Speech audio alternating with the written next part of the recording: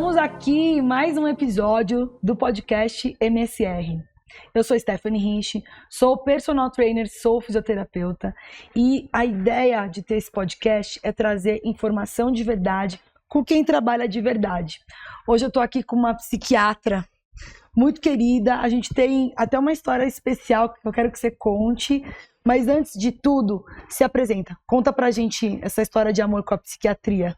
Eu entrei na medicina, na verdade, pensando em geriatria ou pediatria, fiquei super na dúvida, mas quando eu passei no estágio da psiquiatria foi paixão, assim, eu me apaixonei pela psiquiatria, por estudar a mente humana e fui seguindo esse caminho. Antes de seguir o caminho ainda da psiquiatria, foi ainda quando eu te conheci, que foi super legal, né? Posso contar? Tô emocionada até agora, conta. Quando eu me formei, né, e estava estudando para prestar a prova de residência, eu fazia alguns plantões de transporte, né, que é quando você tira o paciente de um hospital e leva para outro ou para fazer exame. Tem que ter um médico acompanhando. Alguma coisa assim. E num desses plantões eu conheci você, né, porque eu fui levar o seu pai para fazer um cateterismo lá na Unimed de Sorocaba. Gente. Conheci você, conheci sua mãe, conheci Passamos ele. horas juntos. Passamos, acho que quase 12 horas juntos. E aí veio daí. Daquele ano eu estudei, ralei de estudar, passei na psiquiatria, fui fazer meus 3 anos de residência e depois fui me especializar em transtornos alimentares. Não, eu tô muito feliz que você tá aqui, muito especial essa história, porque todo mundo sabe a paixão que eu tenho pela minha família, e eu fiquei feliz que você lembra da gente, assim, porque com certeza. Não é fácil é muita demanda quando você trabalha com isso, né? É, com certeza, mas algumas pessoas especiais, elas marcam a gente. Obrigada por ter vindo. Eu que agradeço o convite. A gente vai falar de um assunto sério hoje, né? Que a psiquiatria, ela abrange muitas coisas, mas a gente vai falar de assunto sério relacionado à saúde e à saúde mental. Eu quero começar pelos transtornos alimentares. A gente vai falar de bastante coisa especial, mas eu queria que você comentasse um pouquinho essa relação da saúde mental, transtorno alimentar, e como é isso na vida real de um médico. Bom, transtornos alimentares, diferente do que muita gente pensa, não é um jeito de ser, não é uma escolha de vida, não é um comportamento escolhido.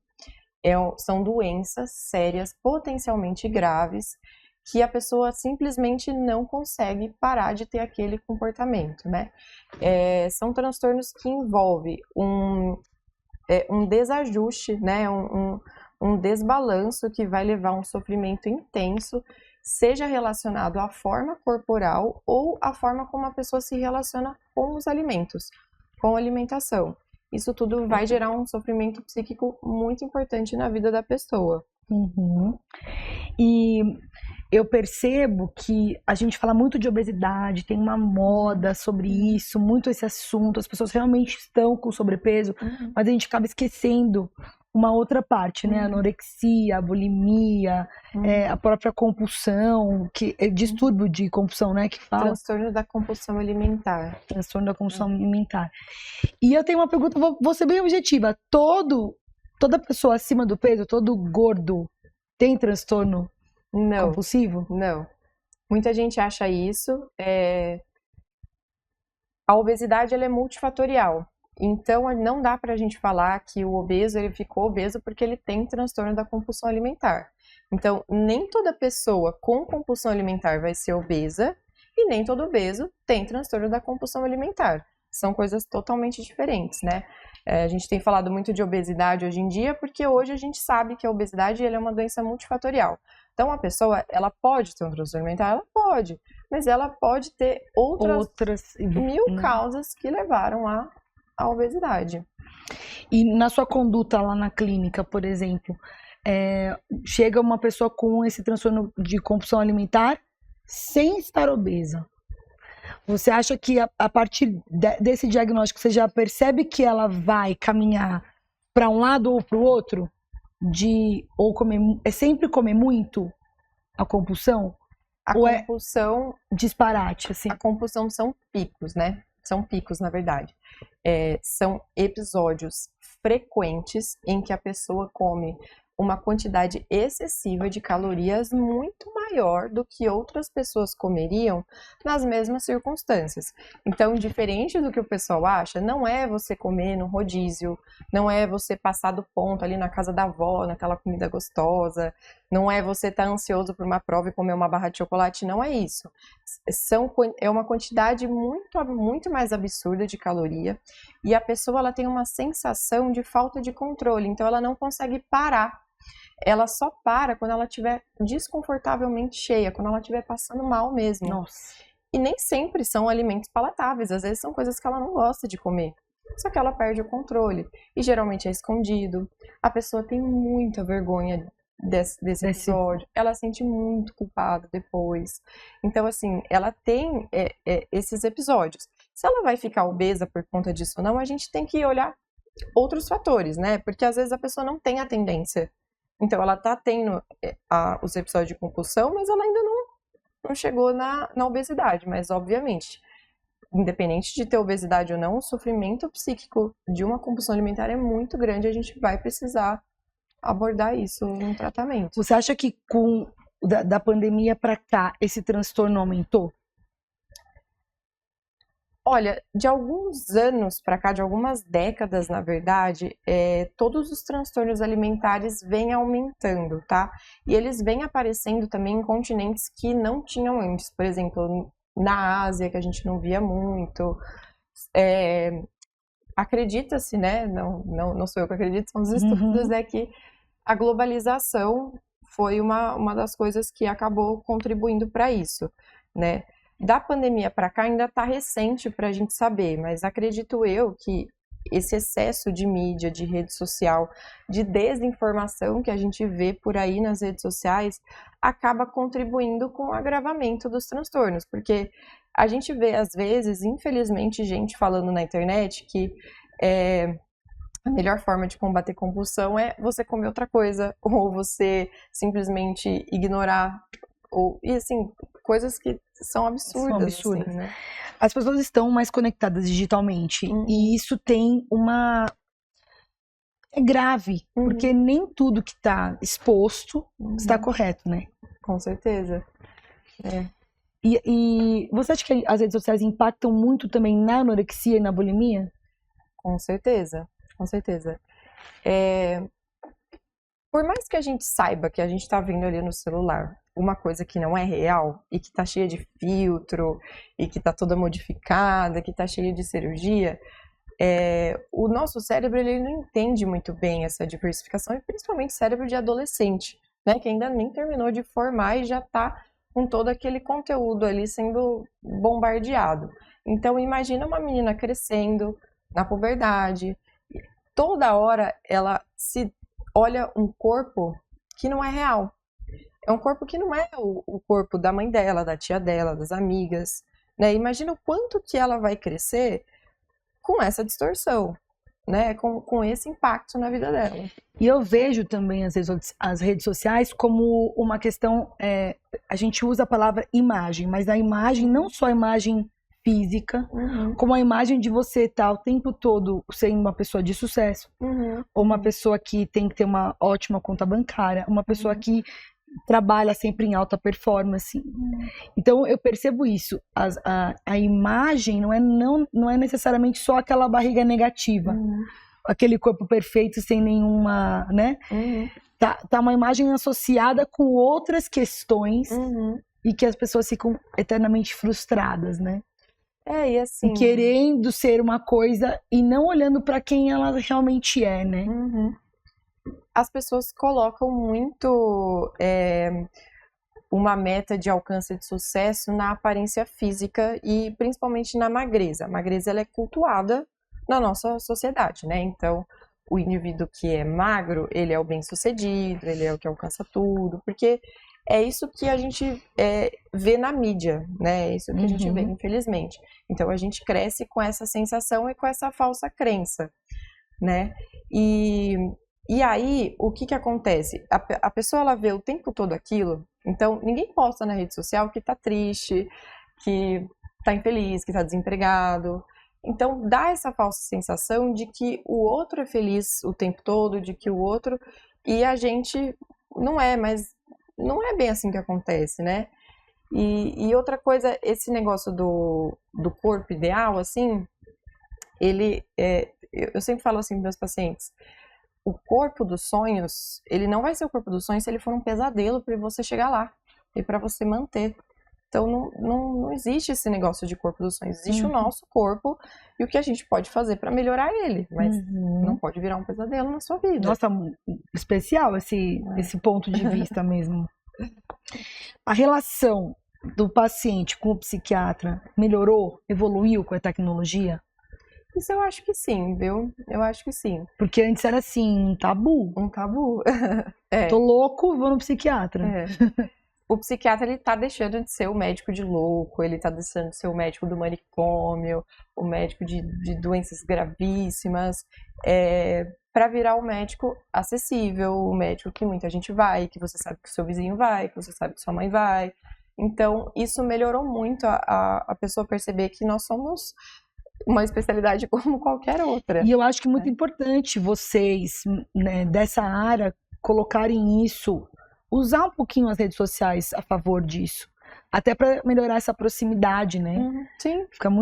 É muito especial essa mudança para esse lado das redes sociais, né? Com certeza. Você acha que as mulheres têm mais dificuldade em se relacionar com o corpo, assim, com essa coisa da forma saudável, do que os homens? Muito mais, muito mais. Uma pesquisa que eu olhei uns tempos atrás falam que 97% das mulheres estão insatisfeitas com o corpo. Isso a gente não vê com os homens. Os homens têm também uma pressão estética, né? Para serem mais fortes e tudo mais, mas a pressão estética para eles é bem menor do que das mulheres. Eu consigo te provar isso só pelo tanto de produto estético que tem à venda para mulher e quanto tem para os homens, né? Você vai numa farmácia, quantos shampoos tem para os homens, quantos tem para as mulheres? Então, assim, é uma indústria que move o milhões, mundo, né? Você acha que a mulher, ela fica o tempo todo se comparando, sem realmente olhar a verdade, ou ela se compara só desejando?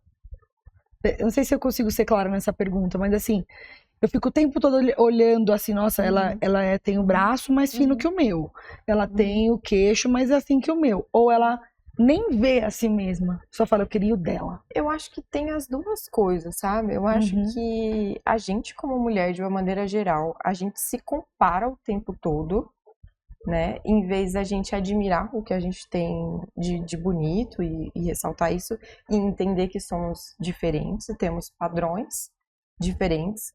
Assim como eu acho que mulheres, de uma maneira geral, aliás, pessoas que têm pouca intimidade com o corpo, se exercitam pouco, têm pouca percepção corporal, elas não conseguem ter muita noção da dimensão do próprio corpo. Da capacidade.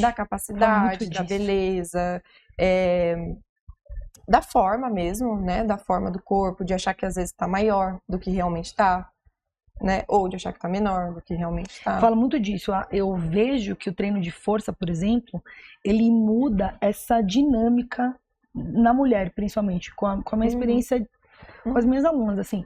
Quando a mulher se sente mais forte, eu acho que ela consegue enfrentar as coisas de uma forma melhor, assim. Acho muito interessante. Primeiro porque ela vê do que o corpo dela é capaz. Isso, eu adoro isso. Sem pensar em ter uma barriga definida, mas pensar que ela consegue agachar com aquele peso. Né? Ela consegue levantar aquele peso, sabe? Ela consegue fazer coisas extraordinárias com o corpo dela. Sim. Então, e não só por isso, né? Quanto mais a gente passa pelo estresse, bem entre aspas, da academia, a gente também consegue deixar o nosso cérebro mais forte. Né? A gente vai entendendo o que é resiliência, porque, querendo ou não, na academia, a gente tem esse estresse do bem, assim. A gente tem que passar por esse estresse de aguentar mais carga, enfrentar cargas, né? Então, isso também vai dando uma certa resiliência pro nosso cérebro. Maravilhoso. A autoestima melhora, tudo melhora. E a conduta da psiquiatra com uma pessoa que tem anorexia e uma pessoa que tem a obesidade, a compulsão, como que Como se ajusta isso? Vai depender muito de pessoa para pessoa, né? Eu tive um chefe na psiquiatria que ele falava que os pacientes não leram nossos livros. Significa o seguinte, a gente tem uma série de critérios para diagnosticar essas pessoas, mas cada pessoa que sentar na minha frente, ela é diferente. Então vai depender muito de caso para caso, né? Nos extremos, né, falando do extremo da anorexia, raramente eu vou deixar ela fazer atividade física, porque o mais comum é que ela já tenha uma relação muito conturbada com a atividade física, então ela vai ter que reaprender. Ela já deve fazer um excesso. Ela vai ter que ir para fisioterapia. Ela vai ter que fazer outras coisas para ela porque ela precisa do estímulo, só que ela não pode entrar em overtraining. Ela não pode. Que ela entra fácil porque ela não tem nutriente, né? Ela tá desnutrida, né? O mais importante no paciente anorexia é eu renutrir ele. Eu preciso renutrir, ele tá lutando com a vida. Uau! Então eu preciso renutrir, eu preciso tirar ele daquilo. E ela vai ter que aprender a fazer as pazes com essa relação com o corpo, né? Vai ser diferente do outro extremo, de um paciente que está com obesidade e tem ou não tem algum transtorno alimentar, enfim, aí eu vou ter que estimular ele a ir para atividade física, mas também, é o que eu falo, caso para caso. Eu nunca vou sentar na frente do paciente e vou falar assim, vai fazer atividade física. Não tem uma receita de bolo, né? Não tem, eu vou entender quem é ele, se ele já fez, se ele gosta, se ele não gosta. E se ele gosta de dança, se ele gosta de jogar, se ele tem um perfil competitivo ou não, né? Maravilhoso. Eu vou ler uma frase que tem no seu Instagram que eu gostei muito. Aí eu quero que você me ajude a explicar para as pessoas. O verdadeiro anti-inflamatório não é soro, nem fórmula manipulada e muito menos polivitamínico. O que realmente vai diminuir o seu estresse oxidativo e a inflamação no seu cérebro é a atividade física. Mito. Pessoal aí gastando milhões com fórmulas e vitamínicos e tudo mais. E na verdade a gente tem uma coisa muito mais acessível para diminuir essa inflamação. O que acontece, né? A gente está sobre um estresse no nosso cérebro, né? Isso vai aumentar nossas catecolaminas, vai aumentar o nosso cortisol, vai aumentar uma série de processos inflamatórios no nosso cérebro. E o exercício físico, ele vai regular todo esse eixo e ele vai ajudar a diminuir tudo isso. Então, ele é um anti-inflamatório, né? Ele vai diminuir isso, ele vai diminuindo esse estresse, ele diminui a chance de adoecimento, não só por causas físicas, mas por doenças mentais também, né? Como depressão, ansiedade, transtornos de humor, como ele também melhora o prognóstico de diversas doenças. Fê, tem uma história de uma paciente minha, uma aluna, que ela começou a mentir para o psiquiatra que ela estava fazendo com constância o exercício. Só que ela não sabia que eu tinha né? Eu falei para ela, vou ter que conversar com o seu psiquiatra, porque a gente não está conseguindo dar um passo à frente. Eu preciso que você faça, nem que seja 4 vezes na semana, de 20, 30 minutos de exercício, para a gente conseguir dar espaço. Não, eu vou conseguir.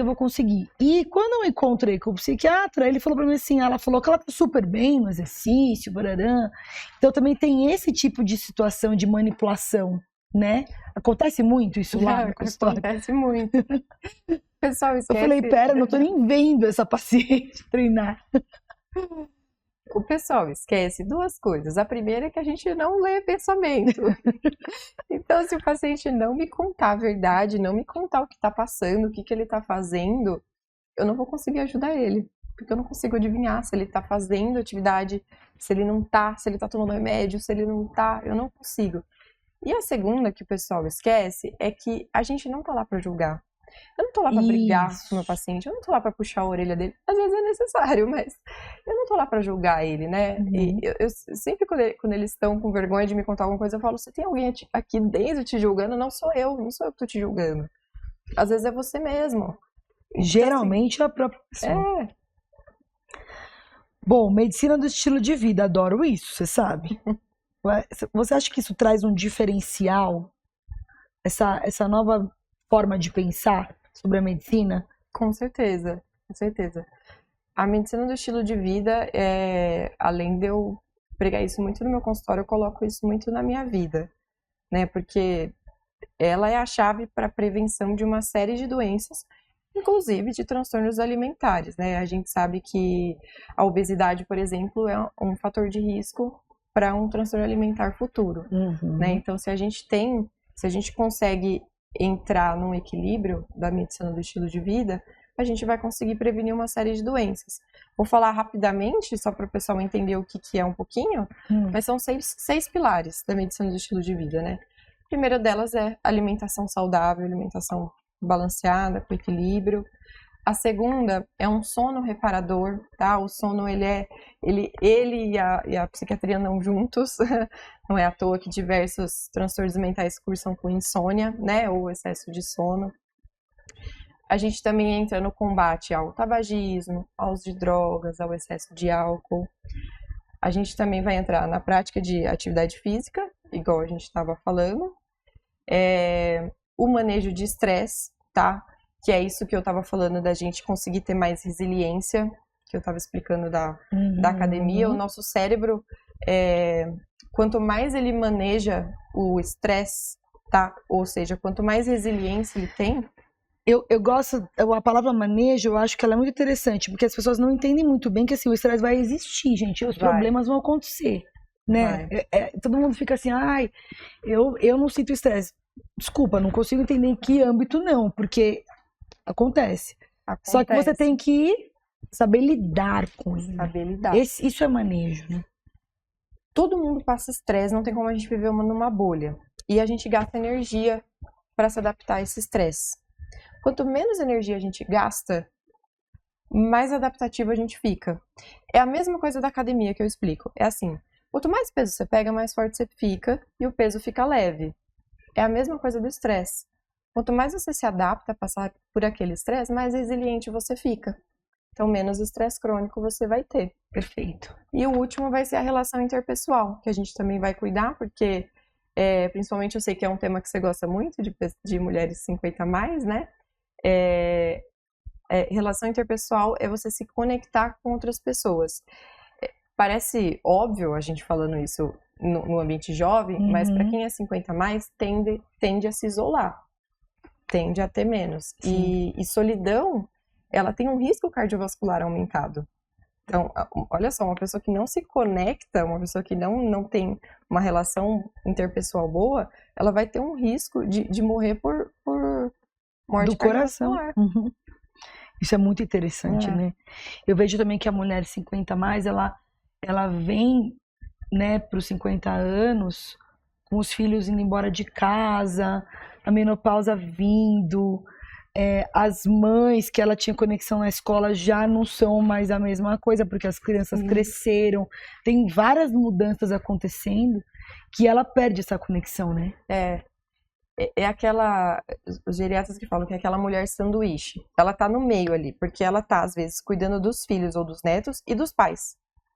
Mas ela não tá cuidando dela mesma. O papel do cuidador, eu vejo na pele que não é fácil. E ninguém aborda muito isso, né? Que o quanto é importante você estar bem para cuidar dos outros, né? Com certeza. Mas, Fê, o que não dizer para uma pessoa com transtorno alimentar? Acho que não só para quem tem transtorno alimentar, como para quem não tem, é comentários sobre o corpo. Ai, você emagreceu. Ai, você engordou. Ai, você não sei o quê. Assim, pode elogiar, né? Se tá bonito, como está bem, adorei sua roupa, mas, né?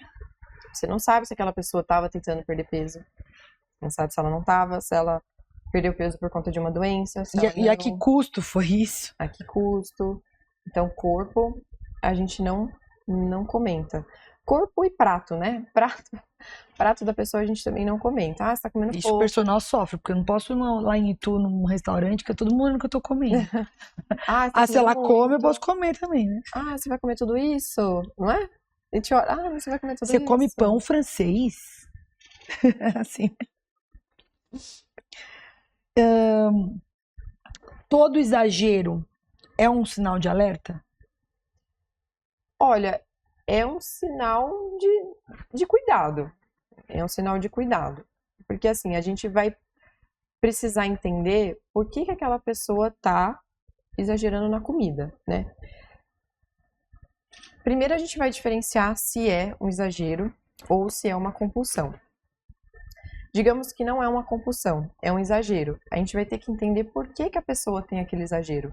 Será que ela está comendo por ansiedade? E a frequência, né, Marcela? Será que ela está comendo por impulsividade? Será que ela está comendo as emoções, né? Eu falo assim, não tem nada de errado a gente comer porque a gente gosta ou comer com o coração, sabe? Quando você vai na casa da sua mãe e ela fez o bolo que você adora, você não tá com fome, mas você tá com vontade de comer aquele bolo. E tá tudo bem você tá com vontade de comer aquele bolo, né? É diferente quando você exagera, quando além do pedaço de bolo, você quer comer o bolo inteiro, ou você tem essa vontade o tempo todo, essa permissividade. Então a gente vai ter que olhar isso também. Uma experiência minha, eu comento muito isso toda vez no podcast. Perder o meu pai foi uma mudança na minha vida com relação à alimentação. E depois que eu consegui uma pessoa para me ajudar com relação a isso, porque meu pai cozinhava para mim, era a forma que a gente, né, se comunicava. Então, eu só consegui ficar mais estável com relação a isso depois que eu consegui alguém para fazer uma comida para mim. Porque era muito ruim a sensação dessa falta da relação, na verdade, né?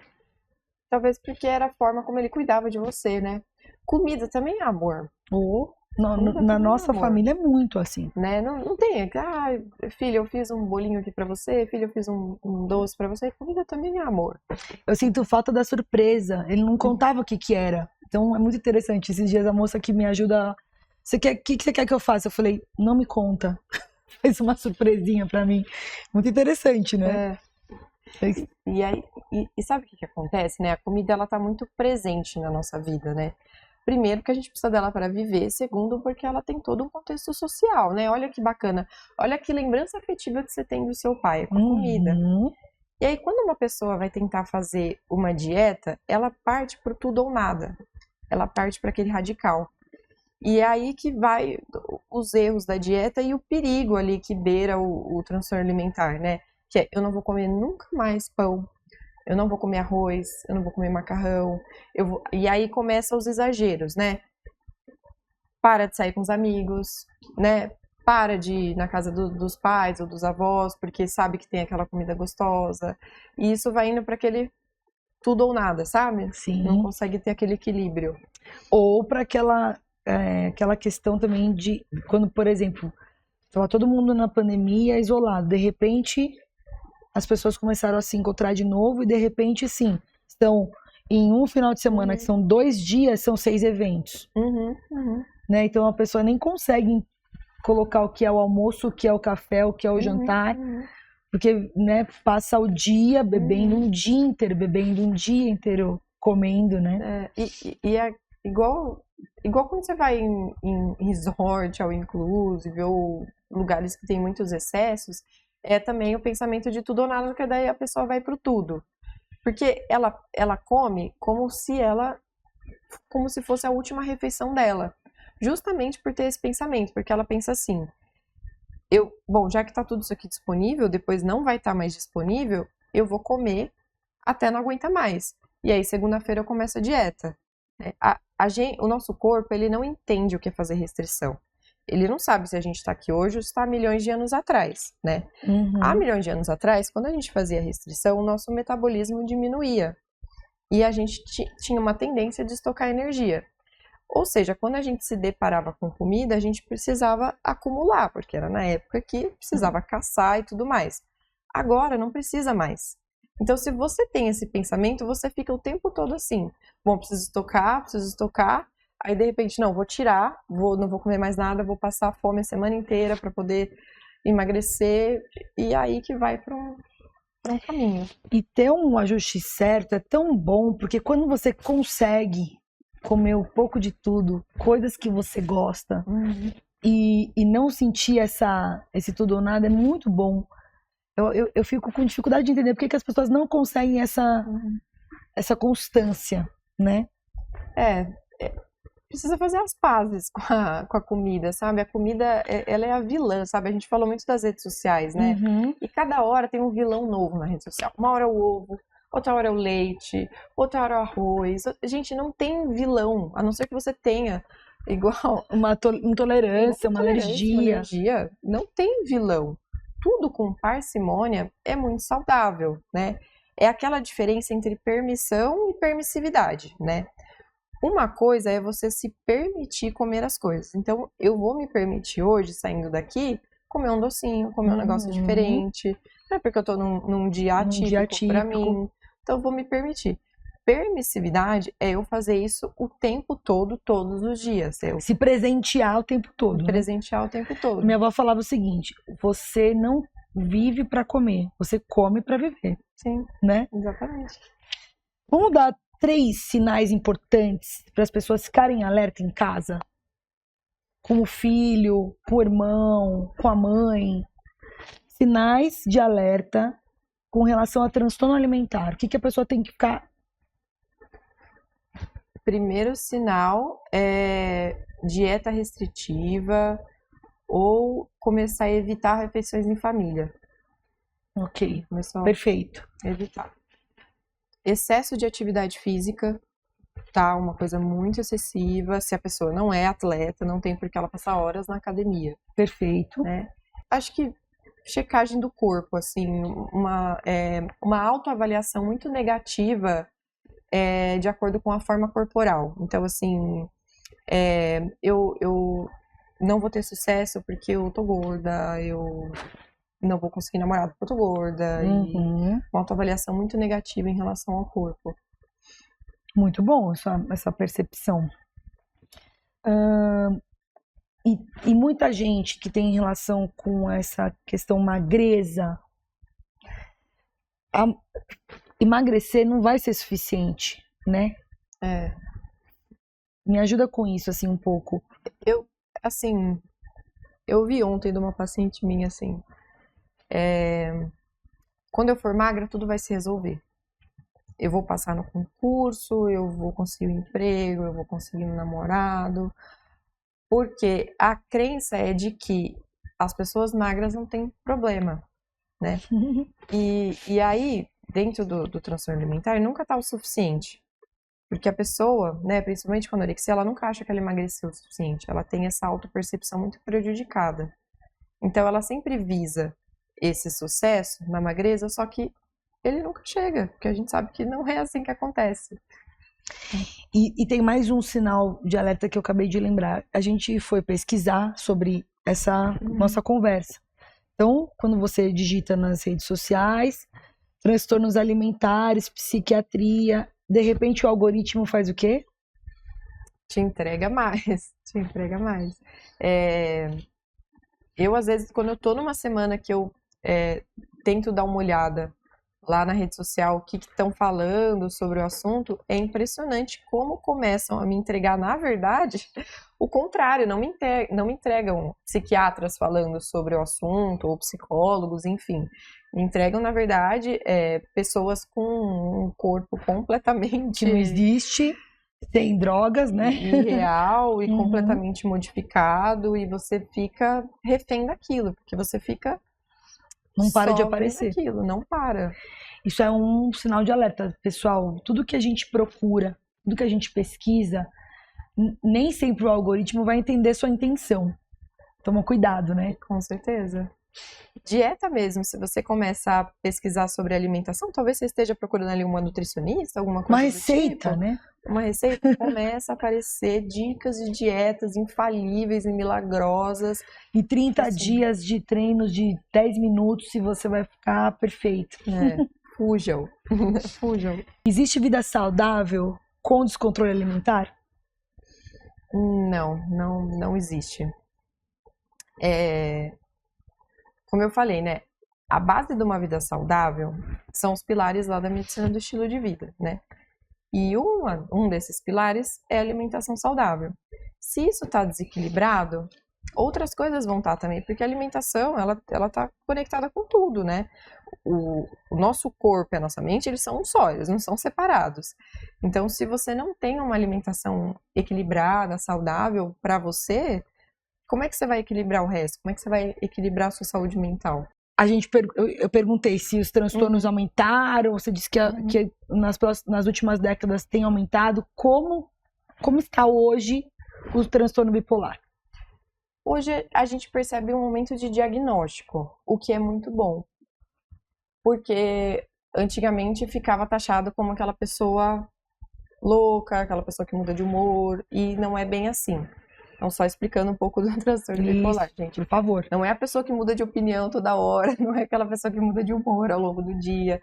O transtorno bipolar é aquela pessoa que ela vai ter ciclos, ela vai passar por fases de depressão e fases de euforia, né? A euforia seria o contrário da depressão. É quando a pessoa ela fica com mais energia e mais impulsiva. Pode ser para gastos, pode ser para comida, pode ser para bebida. E o que é muito interessante é que às vezes a gente se depara com uma pessoa chegando no consultório queixando de compulsão alimentar.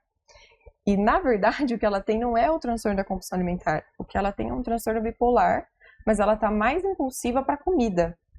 Então, por ela estar com uma impulsividade muito aumentada, ela está com um cérebro sem freio para comida, ela acaba achando que ela tem a compulsão alimentar. Quando na verdade, por isso que tem que fazer o ajuste do diagnóstico, né? Não é uma coisa simples, né? É. E a bipolaridade hoje, mais mulheres, mais homens, tá equilibrado? Mais mulheres. No transtorno bipolar tipo 2, mais mulheres. Quer me contar como ele é? A gente tem outros, né? A gente tem um espectro, transtorno bipolar. Mas basicamente falando, a gente vai ter o tipo 1 e o tipo 2. O tipo 1, ele é 1% da população, ele é mais grave. Geralmente, quando a pessoa está no estado de euforia, que eu expliquei, ela acaba ficando psicótica. Então, ela acaba trazendo risco para ela mesma ou para os outros. Quando perde o senso de autoproteção, a autopreservação, né? Que vocês falam. Isso, né? São pessoas que vão ficar gravemente doentes nesses períodos e às vezes a gente vai precisar até de uma internação, algo do tipo. Esse é 1% da população. O transtorno bipolar tipo 2 é muito mais comum, né? Porque as euforias são menores, a gente chama de hipomania, né? Elas são menores e às vezes elas são imperceptíveis. Por quê? A pessoa e os familiares, elas acham que as pessoas que fazem parte da característica da pessoa. Da personalidade, não, assim, fulano né? é assim mesmo, fala muito, gasta tudo que tem, não guarda dinheiro, sai, bate o carro, é muito irritado, briga com todo mundo. Mas quando você vai investigar, são períodos que a pessoa fica assim. Não é uma característica da personalidade. Então é mais difícil de perceber, né? Por isso que tem que passar na avaliação. O olhar tem que ser clínico sobre isso. É isso que as pessoas não entendem, né? Maravilha. A bipolaridade. Tá certo eu falar bipolaridade ou tenho que falar transtorno bipolar? Tanto faz. A bipolaridade e exercício. Tem um estudo britânico recente, de alguns anos atrás, que fala que pessoas que se exercitam mais, elas têm menores chances de desenvolver transtorno bipolar, né? Todos os transtornos mentais, eles são multifatoriais, tá? Eles não vêm por uma causa. É diferente do que o pessoal acha, que fala assim, fulano perdeu emprego, por isso que deprimiu. Não é assim que acontece. A gente tem um conjunto de fatores. O transtorno bipolar isso é também muito é assim. bom você esclarecer, muito importante. A gente tem uma carga genética e a gente tem os fatores sociais e ambientais que podem ativar ou não aquela carga genética. Então, eu tenho que explicar mais ou menos como o diabetes tipo 2. Assim, por exemplo, você tem lá na sua família, o teu avô era diabético, né? Você já sabe. Bom, então, eu vou evitar o excesso de açúcar, eu vou me movimentar, para eu tentar não ter diabetes tipo 2. Os transtornos mentais é mais ou menos assim. Eu sei que na minha família tem essa herdabilidade. Então eu vou cuidar da minha saúde mental, da minha saúde física, para que eu tenha menos chances de desenvolvê-la. Muito bom. E o papel da família? um transtorno como esse? Ah, é muito importante. É essencial, na verdade, né? Alguns transtornos, principalmente o transtorno bipolar, dependendo da fase que ele tá, né? E alguns transtornos alimentares também, a pessoa não vai ter a crítica de que ela tá doente. O que é isso? Ela não vai entender que aquele é um momento que ela não tá bem. Sei bem. Então ela vai Sei bem procurar como. ajuda. E para ela tá tudo bem. Esse é o papel crucial da família. É ser incisivo para poder procurar ajuda. Vai ter que dar o suporte para essa pessoa. E depois vai ter que apoiar no tratamento, que também não é fácil começar um tratamento. E adequar a medicação, horário de medicação, são detalhes que as pessoas não se atentam, né? Não se atentam. As medicações, algumas dão sono, então vai ter que ter ajuda ali da família. Algumas aumentam o apetite, então também às vezes o paciente fica incomodado. Incomodado com isso, sem dúvida. E Mafê, essa questão de associar alguns sintomas. Então, por exemplo, a bipolaridade, ela está associada com uma ansiedade, alguma coisa do tipo, que a gente também tem que ficar esperto, assim? Olha, o transtorno bipolar, ele pode estar associado a outras comorbidades, né? Ele pode ter junto aí um transtorno de ansiedade, ele pode ter junto um transtorno alimentar, enfim, diversos transtornos. Mas o que acontece, e muito, é o paciente achar que ele está muito ansioso, quando na verdade ele não está ansioso. Ele está dentro de um episódio de um transtorno bipolar. E na verdade essa ansiedade é uma inquietação, é uma agitação. Eu queria traçar assim um passo a passo para a mulher que está assistindo a gente, uma mulher de 50 anos, que já está na menopausa, sentiu algumas mudanças, mas nem ela mesma consegue perceber. Eu tenho algumas pacientes, algumas alunas que me trazem assim: o meu marido me falou que eu me mexi muito à noite, mas eu não sei se eu dormi bem, eu não consigo saber se eu dormi bem ou não, que eu acordei sem cobertor, depois eu me cobri. Às vezes nem a própria pessoa percebe. Como que a gente pode ajudar essa pessoa? A mulher, ela tem muita tendência de se colocando em último lugar, e aí ela vai se anulando e sempre prevalece a opinião, o olhar dos outros, né? Do marido, dos filhos, dos pais. Então, em primeiro lugar, é ela se colocar em primeiro lugar. Então, ela vir na frente para ela poder se olhar, né? E ela poder se cuidar, porque assim, quem cuida também precisa ser cuidado. Então, ela que cuida ali de todo mundo, que cuida da casa, do marido, dos filhos, dos netos, dos sobrinhos, enfim, de quem vem por aí, também precisa ser cuidada. Sabe aquele negócio do avião, quando a gente entra e a aeromoça fala assim, a máscara tem que primeiro colocar em você para depois colocar no outro? É exatamente isso a vida. Primeiro a gente coloca a máscara na gente, pra gente se cuidar, se olhar, para depois a gente poder cuidar dos outros.